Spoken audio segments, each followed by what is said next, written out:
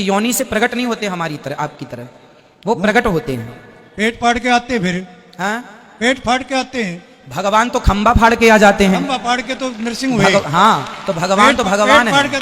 कभी सुना तो नहीं पेट फाड़ के हुए, लेकिन खंबा फाड़ के हुए। नहीं, आप बताइए, आपको संतुष्ट पढ़ा नहीं हमने तो ऐसा। हैं? हमने तो शास्त्रों में ऐसा कभी पढ़ा नहीं।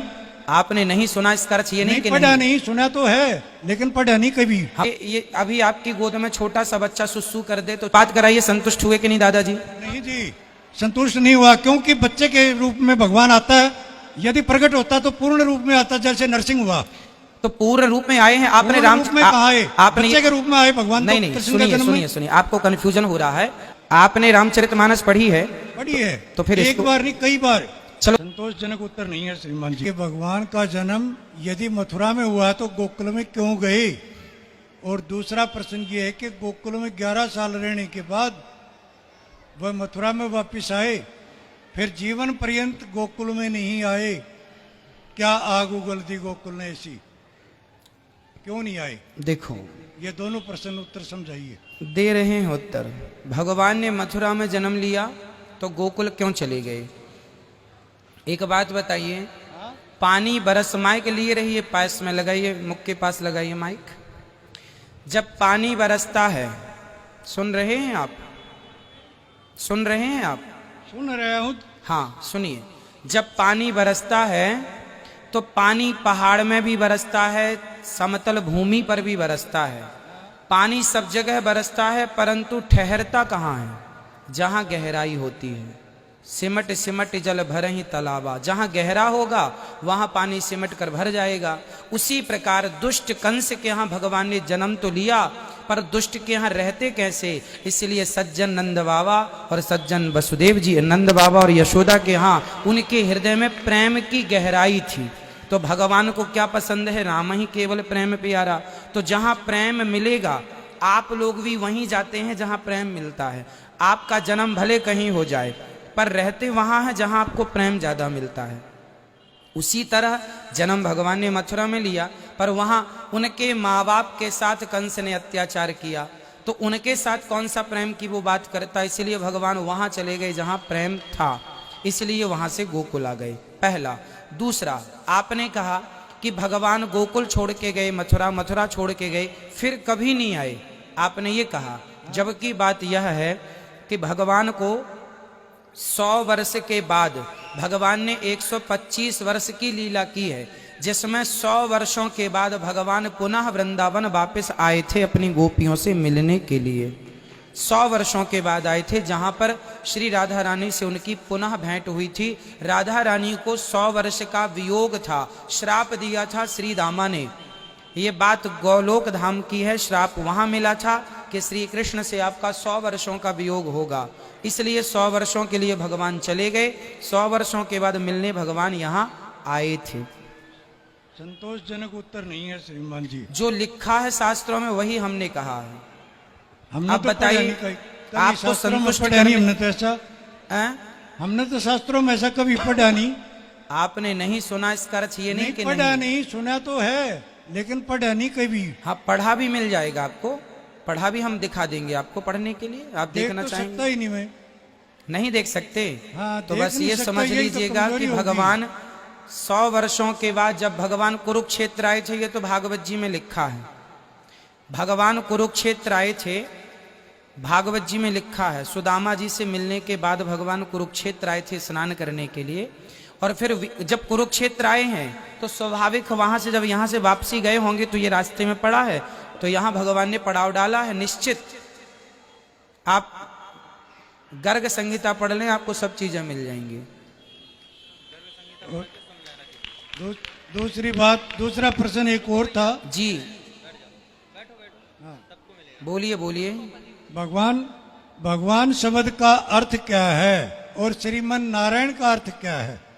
भगवान के बहुत अर्थ हैं। ऐश्वर्यस्य समग्रस्य धर्मस्य शास्त्री ज्ञान वैराग्य और चैव षड्नाम भगितीर्ण, जिनमें 6 गुण हो उन्हें भगवान कहते हैं। भगवान का अर्थ ये भी होता है, भासे भूमि, आसे अग्नि, गासे गगन, वासे वायु, नासे नीर, 5 तत्वों को जोड़ दीजिए तो भगवान हो गया। ये तो सत्य है, हाँ, तो पंच तत्व के समन्वय को ईश्वर कहते ये हैं। सत्य है। जी ये पढ़ा है और समझा भी है। जी।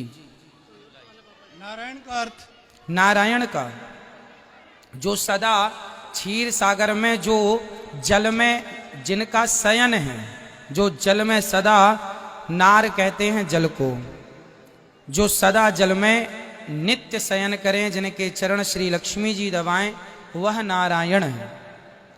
बहुत सारे अर्थ होते हैं भगवान नहीं शब्द जी। के, नारायण शब्द के बहुत अर्थ हैं। आपको नहीं कौन है। से अर्थ सुनने हैं ये बताइए। शयन करने का आयन अर्थ नहीं है, तो भगवान आयन का तो आगमन है।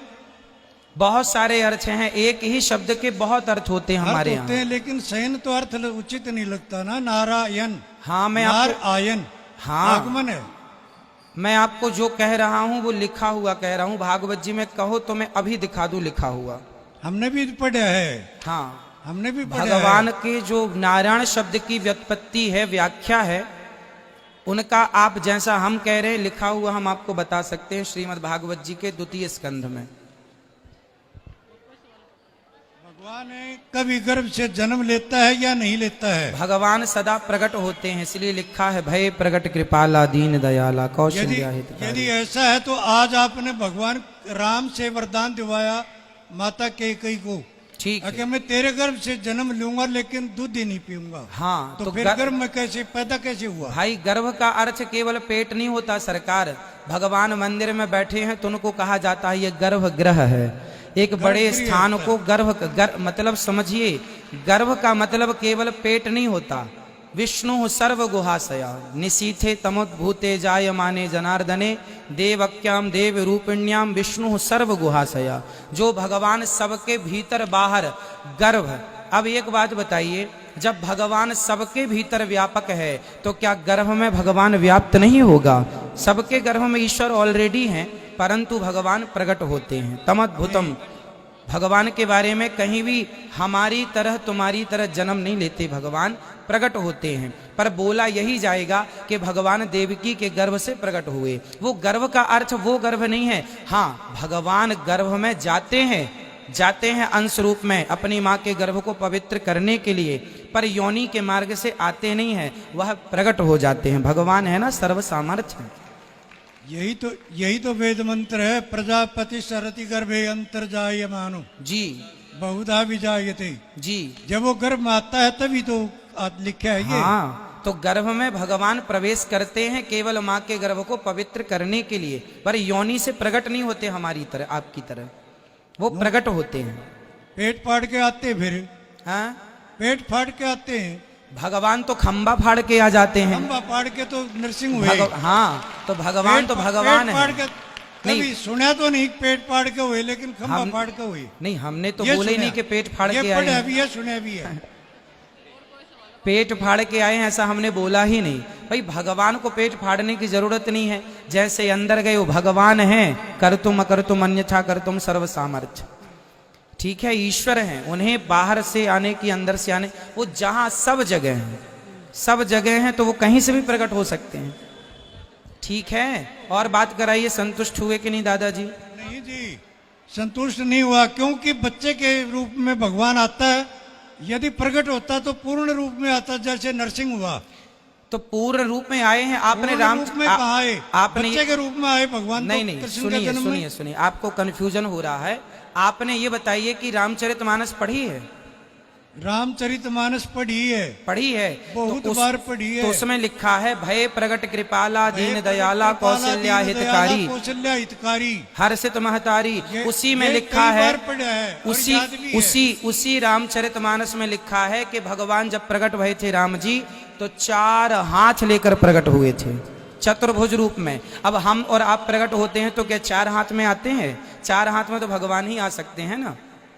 वो तो फिर स्वप्न में दिखा, स्वप्न में नहीं सरकार, रामचरितमानस के इस स्वप्न छंद में दिखाया जी स्पष्ट वो। लिखा है।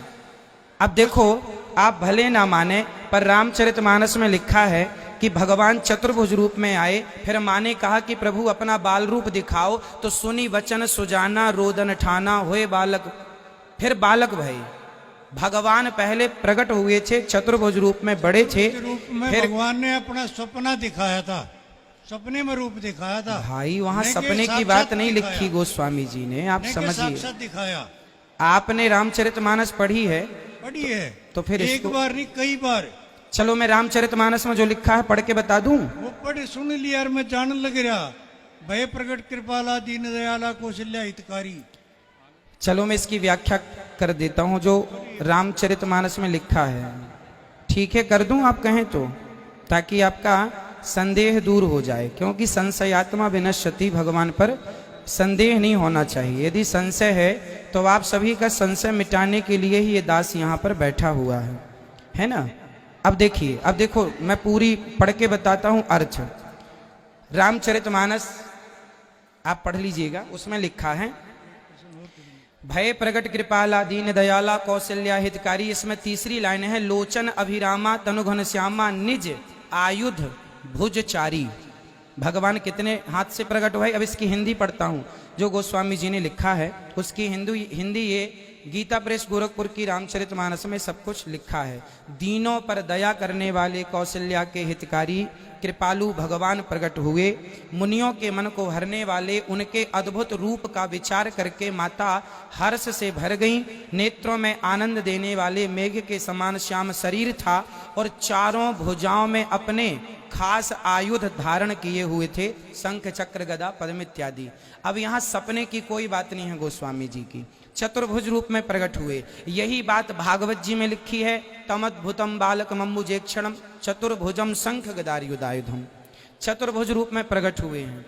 अब आपने पढ़ने में या गलती कर दी या समझने में गलती कर दी। स्वप्न की यहाँ बात नहीं है। यहाँ प्रकट होने के बाद माँ कौशल्या कह रही हैं कि आपके 4 हाथ हैं, हम क्या करेंगे 4 हाथ वाला बेटा, आप जरा छोटे हो जाइए। ब्रह्मांड निकाया निर्मित माया रोम रोम प्रतिवेद कहें, जिनके रोम रोम में वेद ब्रह्मांड लटक रहे हैं, वह प्रकट हुए हैं। फिर माता पुनि बोली सोमति डोली तजऊ तात यह रूपा। हे प्रभु अब यह रूप त्याग दो और फिर क्या करो कि जय शिशु लीला। शिशु मतलब बच्चों की लीला करो, प्रिय जो प्रिय लगने वाली है। तब भगवान ने सुनी बचन सुजाना रोदन ठाना। भगवान ने अपना चतुर्भुज रूप त्याग करके छोटे से बच्चों की तरह लीला करने लगे, जिससे माता को सुख प्राप्त हो जाए। ये व्याख्या है जो आप पढ़ सकते हैं रामचरितमानस में। अब फिर भी आप ना समझें ना माने तो फिर हम कुछ नहीं कर सकते। एक प्रश्न और रह गया मेरा जी। एक प्रश्न और रह गया। गीता का एक श्लोक आता है, वासंच जीर्णानि जथा विहाय नवानि गृह्णाति नरो प्राणी। ठीक है, तथैव जीवान चलोके शरीरा अनन्यानि संयाति नवानि दे। ठीक है। एक बच्चा पैदा होता है और वह जन्म लेने के 1 मिनट बाद या 1 घंटे बाद एक्सपायर हो जाता है। हाँ। तो नया कपड़ा पहन के आया था, पुराना तो नहीं हुआ, कैसे गया? क्यों नए कपड़ों में भी खोट नहीं निकल जाती क्या? खोट निकल जाता है, लेकिन भाई नया आप कपड़ा शोरूम पहन से के नया आया था। कपड़ा खरीद के लाते हैं, कई बार वो भी आप रिजेक्ट कर देते हैं ला करके। तो कैसे भगवान गया भी वो? नया शोरूम से निकाले, देखे हो गया उसको, इसलिए रिजेक्ट कर दिया। इसमें क्या है? वासांसी जीर्णानि यथा विहाया, ये सही है। भगवान कहते हैं आत्मा पुराना शरीर त्याग करके नया शरीर धारण करती है। आत्मा वस्त्र पहनती है, वासांसी जीर्णानि यथा विहाया। लेकिन ये बात सत्य है कि कपड़ा पहनती है। इसका मतलब ये नहीं कि बच्चा पैदा हुआ तो मरे ना। भाई जन्म लेते ही मर जाएगा, नया भी रिजेक्ट। आप नया चीज सामान घर में लाते हैं, नया मोबाइल खरीद के लाते हैं, आते ही बिगड़ जाता है।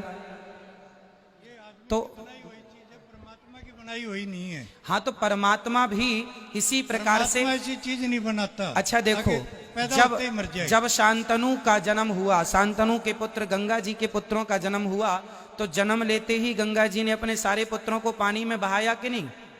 क्यों बहाया था? इसलिए बहाया था क्योंकि उनकी आयु उतनी ही थी। भाई 1 दिन की आयु किसी को मिली है तो 1 दिन के लिए ही शरीर धारण करेगा ना वो। किसी को 100 साल की मिली, किसी को 80 साल की मिली, किसी को 10 साल की मिली, किसी को 5 साल की मिली। ये तो ईश्वर तय करेंगे। पुत्र आप लौकिक दृष्टि से बता रहे, आध्यात्मिक दृष्टि से बताइए गंगा ने कैसे बहा दिया, कहाँ बहाई? भाई गंगा जी के पुत्रों को आध्यात्मिक दृष्टि से बताइए आप। पितामह भीष्म 8वें पुत्र हुए हैं। पिता में भीष्म तो 8वें हुए, कृष्ण जी उसके भी पहले 8वें हुए जितने थे। बच्चे हुए माता गंगा जी के, सारे पुत्रों को उन्होंने विसर्जित किया था, ऐसा शास्त्रों में लिखा है। अब आप शास्त्रों की माने तो हम बात करें आपसे, माने ही ना तो बात करने से फायदा नहीं है।